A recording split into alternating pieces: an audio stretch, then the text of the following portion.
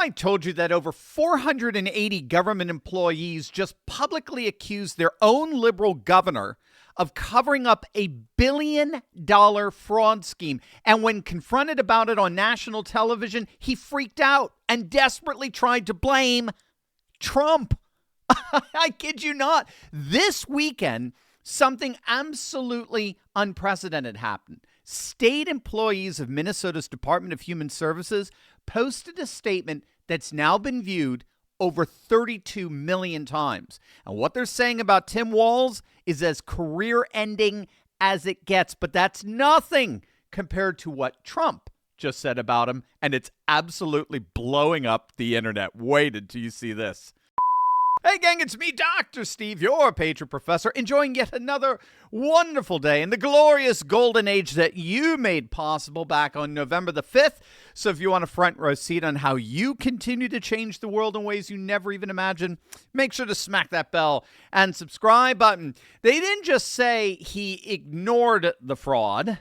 They said he facilitated it. And he facilitated it by systematically retaliating against the growing number of whistleblowers using monitoring, threats, and repression. But it was all to no avail. On Saturday, an account representing over 480 current staff members of Minnesota's Department of Human Services dropped a bombshell on X that absolutely blew up the internet. These employees wrote, quote, "Tim Walz is 100% responsible for massive fraud in Minnesota. We let Tim Walz know of fraud early on, hoping for a partnership and stopping fraud. But no, we got the opposite response.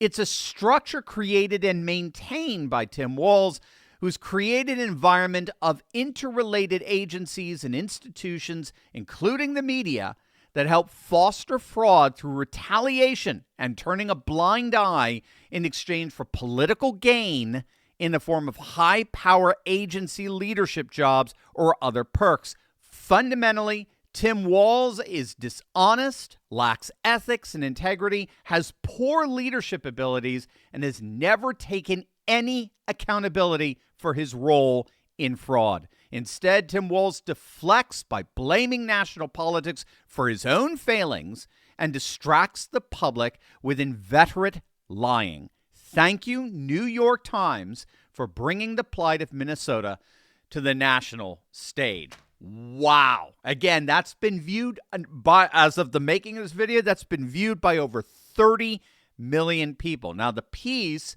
that they're referencing there from the Times was yet another bombshell report. Yes, you heard that right. The left-wing activists disguised as journalists over the New York Times actually did some actual reporting. They detailed the scandal that we've been covering for months on this channel. Again, the legacy media is constantly in catch-up mode with independent journalism, right? We did a video on this Minneapolis scandal. I mean, I think our first video was literally like 10 months ago, but better late than never.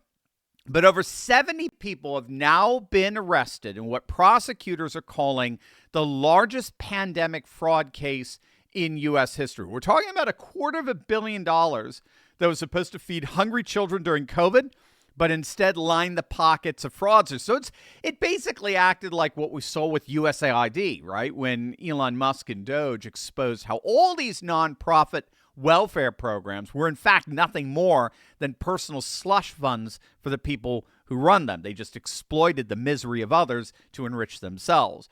So in this case, the scheme was run through an organization called Feeding Our Future, and at the center of it all was a Minneapolis restaurant named Safari, and they acted as a front for this massive money laundering operation.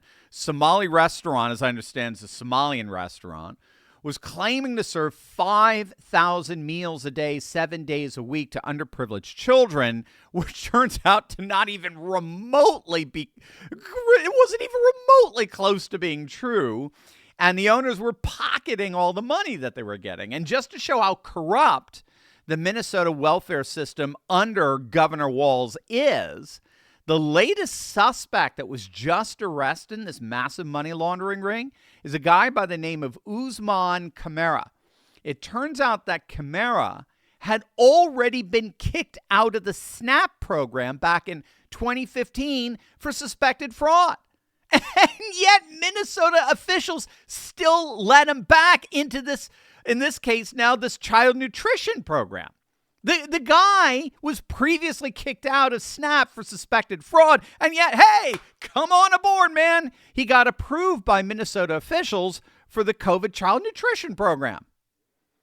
Altogether, over $250 million was stolen from federal child nutrition programs. But as it turns out, that's just the tip of the iceberg of the corruption. According to the New York Times piece, federal prosecutors are saying more than $1 billion in taxpayer money has been stolen across three fraud schemes they're currently investigating, all under Governor Tim Walz. That's more than Minnesota. By the way, that $1 billion is more than Minnesota spends annually to run its entire Department of Corrections. And the Minnesota public employees who posted that tweet, they're estimating actually that investigations could ultimately reveal upwards of $10 billion in total fraud. And what these over 480 state employees are all saying is that Walz knew that. He knew that was happening, but he didn't just ignore their concerns of this systemic corruption. He actively sought to suppress those concerns. He came after them. According to these employees, he systematically retaliated against the growing number of whistleblowers. That's how he ultimately facilitated this fraud. He didn't just create the bureaucratic conditions that enabled the fraud. He actively sought to cover it up and suppress and shut down any investigative inquiry that such fraud could be subject to. These whistleblowers, again, over 480 of them, claim that Walz willfully disregarded rules and laws to keep fraud reports quiet, even to the extent, this is in the report, even to the extent of threatening the families of whistleblowers. Obviously, he knew once word got out about all this, it would sink any and all presidential aspirations he has. But Tim Walz never fails to disappoint what's left of his handful of supporters. You see, old Happy Hands doesn't seem to need a scandal to bring him down. His own buffoonery is doing that for him. Wait until you see this. But first, did you know that U.S. life expectancy peaked at 78 years back in 2014?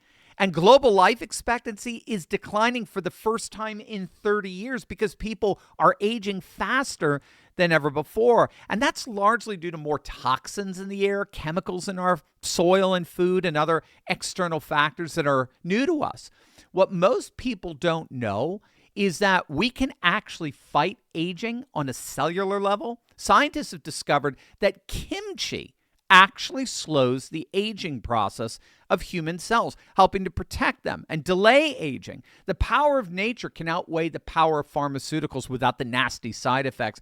And now you can get all the benefits of kimchi in a simple capsule with Kimchi One. I take Kimchi One every single day. I absolutely love it. Each capsule delivers over 900 probiotic strains plus antioxidants and enzymes that support your digestion, metabolism, and skin health from the inside out. As we age, we become more susceptible to microbial threats, harmful viruses and bacteria. But the beauty is that Kimchi One is a natural antimicrobial, helping your body fight off harmful bacteria, viruses, and even toxins while boosting immunity and energy. Best of all, Kimchi One is 100% made in America. It's all natural and non-GMO. So do what I do. Support your gut, protect your cells, and feel younger every single day with Kimchi One from Brightcore. Today, you can get an exclusive offer by clicking the link below. Just use code Turley for 25% off your entire order, or for an even better deal, give them a call. My friends at Brightcore would love to chat with you. They're going to give you up to 50% off if you call them, and they'll even give you free shipping. How's that? Give them a call right now at 888-597-0233. Remember, if you call them, you get 50% off plus free shipping. That's 888-597-0233. Governor Happy Hands was on Meet the Press yesterday to answer for charges against him that even the New York Times is reporting on. And that's when he said this. Dozens of people of East African descent have been charged, convicted, and sentenced for stealing more than $1 billion in taxpayer money from government programs during COVID. As you know, Governor, that is more than Minnesota spends each year to run its Department of Corrections. So I want to give you a chance to respond to this. Do you take responsibility for failing to stop this fraud in your state? Well, certainly I take responsibility for putting people in jail. Governors don't get to just talk theoretically. We have to solve problems. And I will note, it's not just Somalis. Minnesota is a generous state. Minnesota is a prosperous state, a well-run state. We're AAA bond rated, but that attracts criminals. Those people are going to jail. We're doing everything we can. But to demonize an entire community on the actions of a few, it's lazy. And as you heard Senator Kelly say, this president has cut a lot of inspector generals. He's cut programs that could help us tackle this on. So we'll take it on. We'll put folks in jail. I don't care what your nationality is. I don't care what your religion is, your color. If you're committing crimes, these are programs that were meant to serve students with autism, to housing, and to making sure people had enough to eat. That is the very definition of someone who cannot read a room. I mean, did you catch the pivot? I take full responsibility for putting people in jail. Other than that, it's all Trump's fault, even though my state attracts criminals because we're so prosperous. But Trump has ruined that process. You can't make this stuff up. The sitting governor over the state where this mass, and I'm talking mass, multi-billion-dollar fraud is taking place, is blaming the guy sitting in the Oval Office for the very fraud that's happening in his own state under his own watch. And he did you catch? He literally admitted that his state attracts criminals. It attracts fraudsters. But that's only because of how prosperous his Minnesota is. So he admits that his state attracts criminals, but somehow it's Trump's fault, even though the criminals are coming because Minnesota's so prosperous? I mean, what do you say to this absurdity? I mean, oh, wait. President Trump has the perfect response. In that same post, you mentioned Tim Walz, and you called him what many Americans do find inoffensive or retarded. Do you stand by that claim of calling Tim Walz retarded? Yeah, I think there's something wrong with him. Absolutely, sure. But you don't think that you have a problem with him? You know what? I think there's something wrong with him. Anybody that would do what he did, anybody that would allow those people into his state and pay billions of dollars out to Somalia. We give billions of dollars to Somalia. It's not even a country because it doesn't function like a country. It's got a name, but it doesn't function like a country. Yeah, there's something wrong with Walz. Now that is the very definition of someone who can read a room. I mean, it was perfect. I mean, do you stand by your comments calling Governor Walz retarded, even though people find that term offensive? Yeah. Well, there's something really wrong with that guy. There's something really wrong with Walz. I'm sorry. Guys, we do not deserve this man.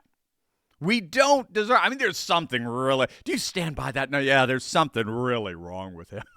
It doesn't get more perfect than that. And again, with the New York Times investigation that just came out, this is absolute political disaster for Walz. According to the Times, a fraud investigator who worked for Minnesota's Attorney General basically said that Walz was freaking out that an investigation arrests among these Somalis would cause a backlash among the Somali community, which is a core voting bloc for Minnesota Democrats. So I'll translate that for you. They deliberately looked the other way for their own political gain. Walz and the Democrats in Minnesota. They deliberately looked the other way for their own political gain. But it's all Trump's fault. It's just beyond patently pathetic. Here's the bottom line. Over 480 state employees say they warned Walz for years. The New York Times documented how political calculations allowed fraud to flourish. Taxpayers lost over $1 billion, and when confronted on national television, Walz panicked and claimed criminals are attracted to Minnesota because of how prosperous they are, but somehow Trump is to blame because of all of his government cuts.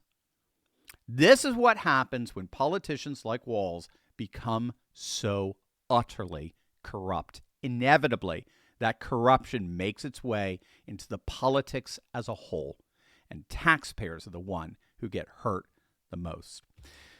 But the receipts are out. The cover-up is crumbling. There's definitely something wrong with Walz. Hey, before you go, gang, do not miss out. Every Friday, my weekly wrap-up gives you everything you missed during the week. Live streams, top videos, podcasts, events, and the week's biggest Patriot wins. Sign up free at turley.pub/recap and start ending your week with faith, family, and freedom.